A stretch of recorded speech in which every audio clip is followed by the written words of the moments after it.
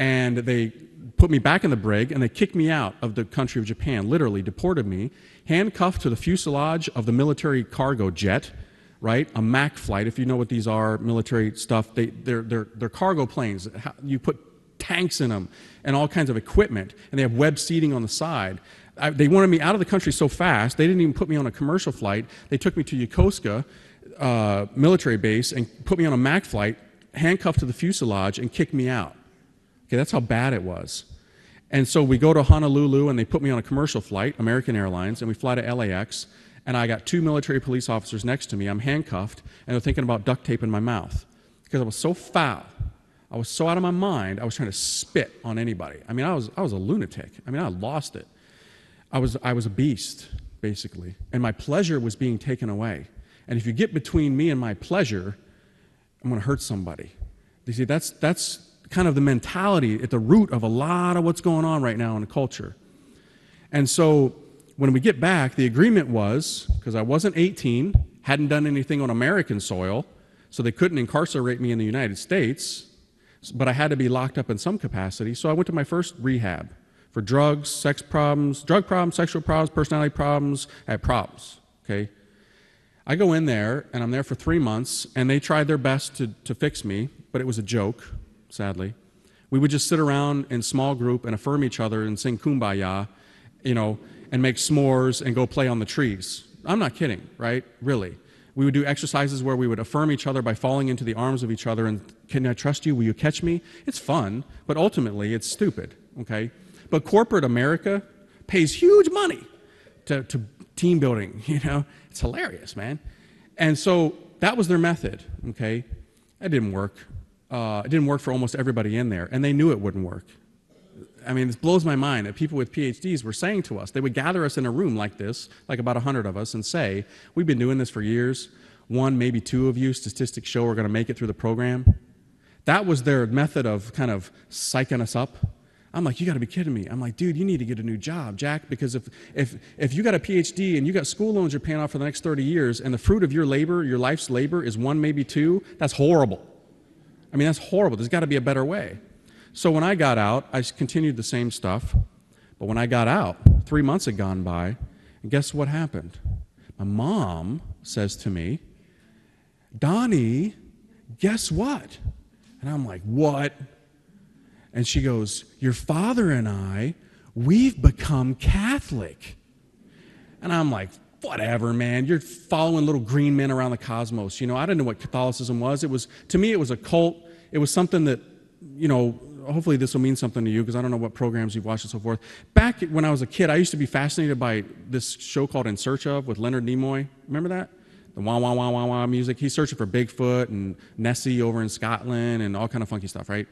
So when my mom told me she'd become Catholic, I thought, whatever. I mean, you're worshiping some dude over in Italy or something, and you're off looking for, you know, cosmic whatever.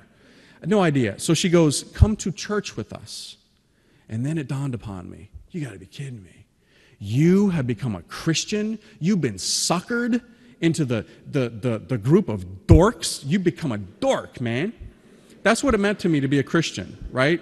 You follow the great dork maker in the sky, right? That's what I thought Christianity was. Idiots. You got to be totally ignorant and uninformed and unenlightened to be a Christian. And so I thought, this is insane. And so she said, Donnie, we've found the truth. And I put it right back in her face. I was like, oh, you found the truth, did you? And this is what I said to her. I said, let me remind you of something, Mom. Are you not the woman who was married 3 times? What does your Jesus think about that? You found truth, huh? You got your little truth, huh? Well, why don't you go do your little religion thing because I know who you are, right? You know what my mom said in response to that? Donnie, you're right. Son, I blew it. I was a horrible mother. I didn't know what I was doing. I married so young. I threw it all away. The things you saw me do, heard me say, son, if I could take that back, I would, but I can't. And I'm going to carry that for the rest of my life. But I'm telling you, son, your father and I, we have found the truth, and it's Catholicism. You know what my response was? Get a life. I couldn't even stay in their house. Why? Because I didn't need to go to church. Their house was a church, all right? And this is what I mean. All of the interior decorating that my mom used to do, now there was some dude, and he would come about this big, sometimes he'd be this big, in a room. He'd have a spear and he'd be stabbing a snake in the head, right? He had wings and he'd be stabbing that snake in the head, right? What is that, right? No idea what this was, but my mom was fascinated by it, and she had little ones, big ones, and they were in every room. Obviously it was St. Michael, but I didn't know that. This dude would keep appearing in my pocket, in my pants, on some little card that was like ironed, it was like a real stiff card. And I'd pull it out, and it would say, St. Michael the Archangel, defend us in battle. I'm like, what? I'm like, crazy. Right? My parents these are little green men my parents are searching the cosmos for, Like, what is this nonsense? And so I couldn't stay in their house because they were so religious. Oh my gosh, they were so religious to me. Like, every time they opened up a pack of crackers, they would stop and say, bless us, O Lord, and these thy gifts. It drove me insane. I was like, you're nuts. I'm like, just eat this stinking cracker, man. You're not going to die, right? And I would mock them. I'd be like, that's insane, man. You people are fanatics. Get out of here. So I left, and I ended up following an old hippie band called the Grateful Dead, right? Like the ultimate hippie band back in that time.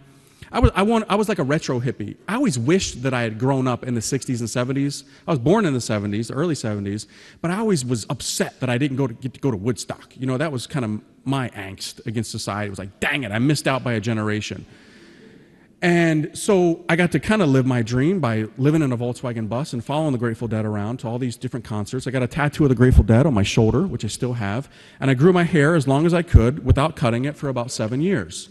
And this is one of the few pictures that my mom has that she didn't burn from my past. Okay, that was me, right? Yeah, that's not a girl, okay? This is me when my hair is short, okay? When I was going on 21 years old, my hair was all the way down to my belt, okay? I didn't cut my hair for about 7 years. Had wicked split ends all the way to the root, but I washed it, so I didn't have dreadlocks. So I'm just living a crazy lifestyle, following this band, and then one morning I wake up strapped to a gurney with people in white gowns over me saying, hey, are you okay? Wake up, wake up, wake up. Can you hear me? Can you hear me? And it was medical professionals that I had been escorted to a hospital, and they were trying to bring me to, because at that point in my life, I was doing serious amounts of heroin, LSD, mushrooms, crack, cocaine, anything you could smoke, snort, or drink. I was doing it, and I was doing it every day. I fried my brain. I mean, I've baked myself so bad. I should not even be here. I should not have my mental faculties. I should not have my physical ability at all. I mean, it was so bad. Back at that time, anybody that knew me could have said, this guy is headed for death. And, and that's what the programs tell you too. There's jails, institutions, and then you die, right? So I go to another rehabilitation facility, but this one was a psychiatric unit. Have you ever seen the movie One Flew Over the Cuckoo's Nest? Okay, I lived that for 3 months. I was in a lockdown, padded facility, where every now and then when I went off on a counselor, they threw me into a padded room where I would just beat the daylights out of the walls that were padded, basically until my knuckles bled. I was losing my mind, and they were trying to give me medications. Just take this pill, take this pill, take this pill. If you haven't noticed, everybody's taking pills today, right? We are a pill-popping people. Unbelievable, right? I'm not saying medicine's bad. It's not. It's awesome. It's from God. But nowadays, if they don't know what to do, they just classify it with something. A, D, D, D, D, D, D, D, D, D, D, take this. I don't know. And they just make junk up a lot of times, really. Say that, okay? So they were trying to make junk up to classify me. I had problems, for sure. But they were just winging it, and I could tell they were winging it. And I got out of that facility after 3 months, and I had a roommate for about 2 months of that who literally would look at the wall for the good part of the day and just go, yeah, yeah, yeah, yeah. I mean, he was gone, right? Give my meds to him, you know what I'm saying? I mean, this dude is gone, fried. And did that knock me back into reality? No.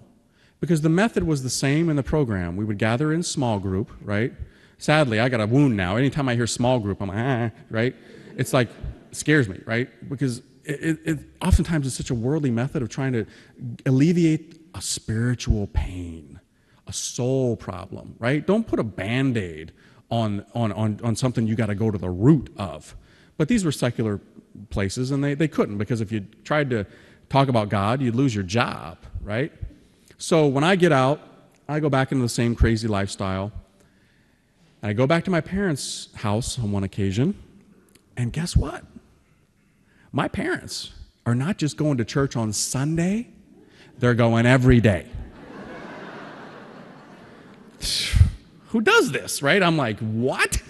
I'm like, every day? That's insane. You have been suckered into believing this stuff. I just can't believe this. And so at that point, they were moving again, and they offered me to move with them. So I did. So when I moved with them, I got into a lot of trouble with the law, and got into a lot of trouble. And then I find myself in my parents' house as I'm about to turn 21, and I had an ultimate crisis.